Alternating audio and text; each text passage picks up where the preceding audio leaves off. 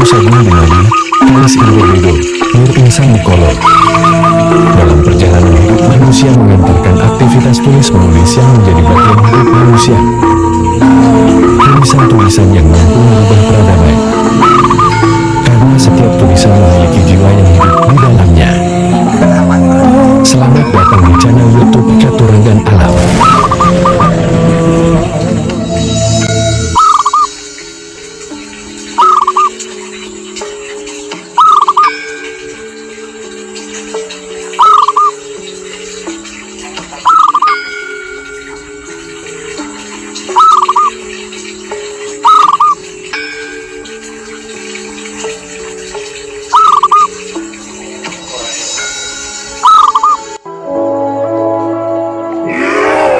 The world will retake the empire.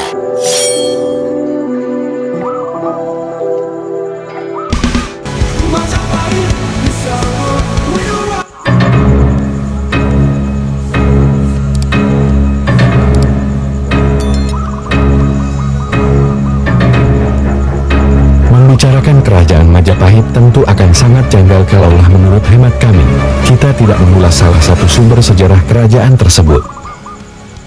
Salah satu sumber sejarah kerajaan Majapahit adalah Kakawin Nagara Kertagama, atau juga disebut dengan nama Kakawin Bisawarnana, karya Empu Prapaca. Bisa dikatakan merupakan pencipta Kakawin Jawa kuno yang paling termasyur. Kakawin ini ditulis Empu Prapanca, yang merupakan juru tulis kerajaan Majapahit pada tahun 1365 Masehi, pada zaman Majapahit Raja Hayam Wuruk, dan Kakawin Nagara Kertagama merupakan kakawin yang paling banyak diteliti.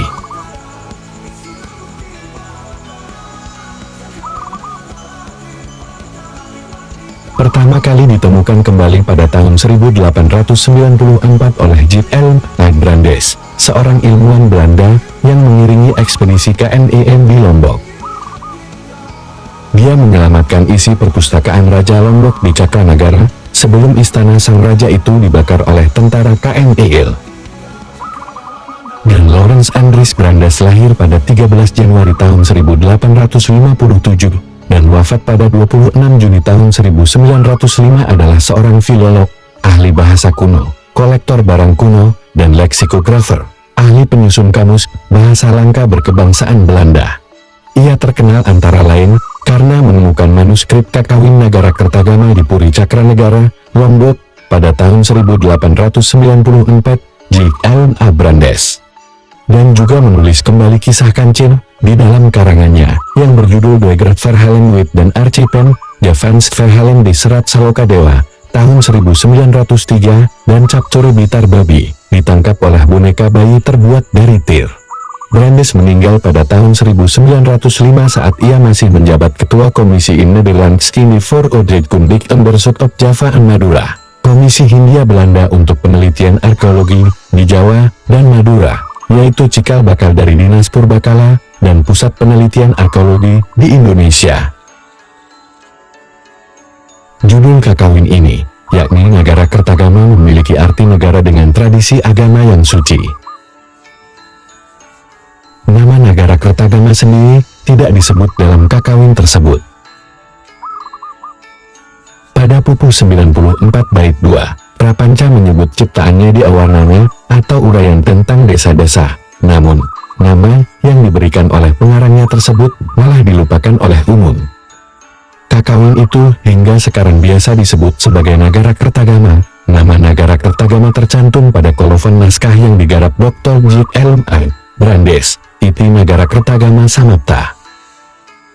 Rupanya, nama Nagara Kertagama adalah tambahan penyalin Arta Pamasah pada bulan Kartika tahun Saka tahun 1662 20 Oktober tahun 1740 Masehi.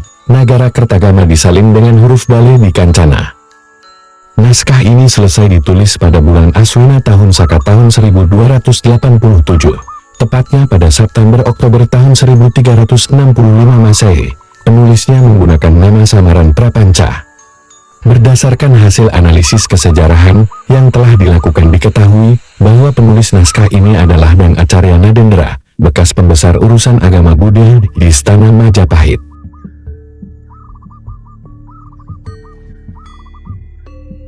Dia adalah putra dari seorang pejabat istana di Majapahit dengan pangkat jabatan Dharmadiaksa Kasokatan Pejabat Negara Urusan Agama Buddha. Penulis naskah ini menyelesaikan naskah Kakawin Negara Kertagama di usia senja dalam pertapaan di lereng gunung di sebuah desa bernama Kamalasana. Hingga sekarang umumnya diketahui bahwa Pujangga Empu Prapanca adalah penulis Nagara Kertagama.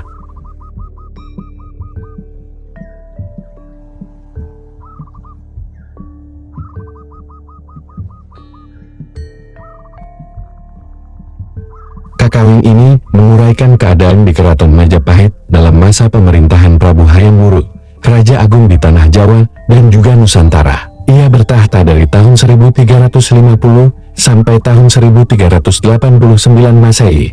Pada masa puncak Kerajaan Majapahit, salah satu kerajaan terbesar yang pernah ada di Nusantara. Bagian terpenting teks ini tentu saja menguraikan daerah-daerah wilayah Kerajaan Majapahit yang harus mengaturkan upeti.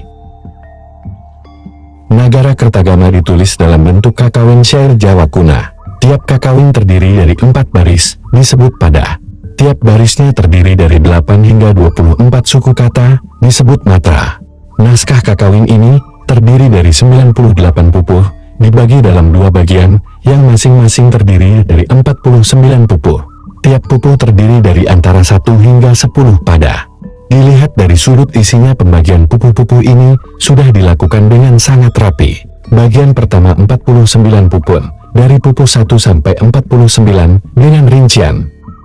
7 pupuh tentang raja dan keluarganya ditulis di pupuh 1 sampai 7. 9 pupuh tentang kota dan wilayah Majapahit ditulis di pupuh 8 sampai 16. 23 pupuh tentang perjalanan keliling Lumajang ditulis di pupuh 17 sampai 39.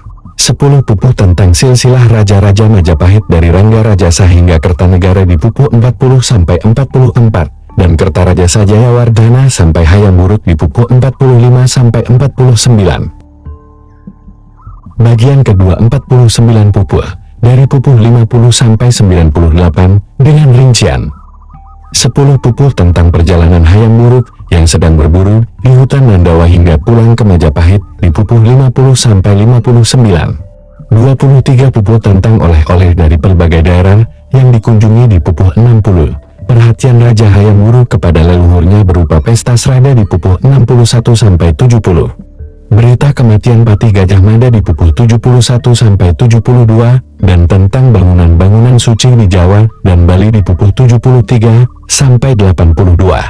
9 pupuh tentang upacara keagamaan berkala yang berulang kembali setiap tahun di Majapahit, yakni musyawarah, kirab, dan pesta tahunan di pupuh 83 sampai 91. 7 pupuh tentang pujian para pujangga yang setia kepada raja, termasuk Prapanca di pupuh 92 sampai 94, serta nasib Prapanca sendiri di pupuh 95 sampai 98.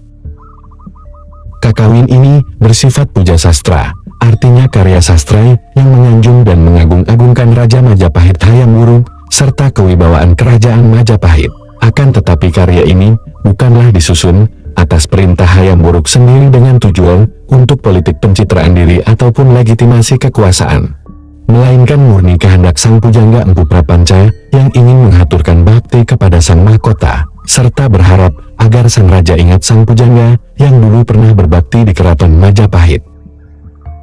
Nama Prapanca sendiri merupakan nama penah, nama samaran untuk menyembunyikan identitas sebenarnya dari penulis sastra ini. Karena bersifat puja sastra, hanya hal-hal yang baik yang dituliskan, hal-hal yang kurang memberikan sumbangan bagi kewibawaan Majapahit, meskipun mungkin diketahui oleh sang pujangga, dilewatkan begitu saja. Karena hal inilah peristiwa Pasunda Bubat tidak disebutkan dalam Negara Kertagama, meskipun itu adalah peristiwa bersejarah, karena insiden itu menyakiti hati Hayam Wuruk. Karena sifat puja sastra inilah, oleh sementara pihak Negara Kertagama dikritik kurang netral dan cenderung membesar-besarkan kewibawaan Hayam Wuruk dan Majapahit. Akan tetapi terlepas dari itu semua, Negara Kertagama dianggap sangat berharga karena memberikan catatan dan laporan langsung mengenai kehidupan di Majapahit. Teks ini semula dikira hanya terwariskan dalam sebuah naskah tunggal yang diselamatkan oleh J. L. Brandes, seorang ahli sastra Jawa Belanda yang ikut menyerbu istana Raja Lombok pada tahun 1894.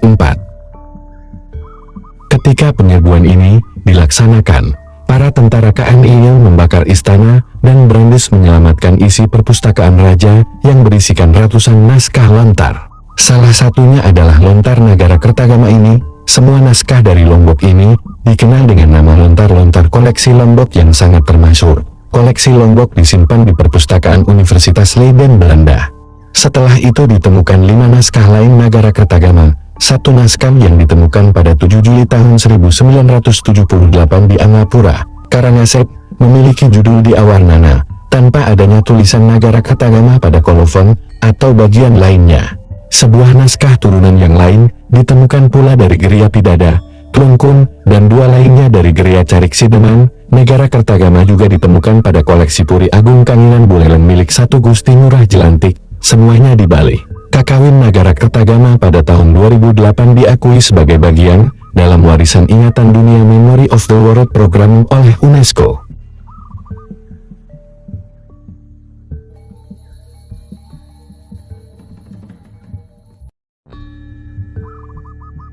Terima kasih telah menyimak sampai habis video. Sedikit penjelasan dari kami. Dan apabila adanya kekeliruan atau kesalahan, itu dikarenakan keterbatasan ilmu pengetahuan kami. Sampai jumpa pada kesempatan berikutnya.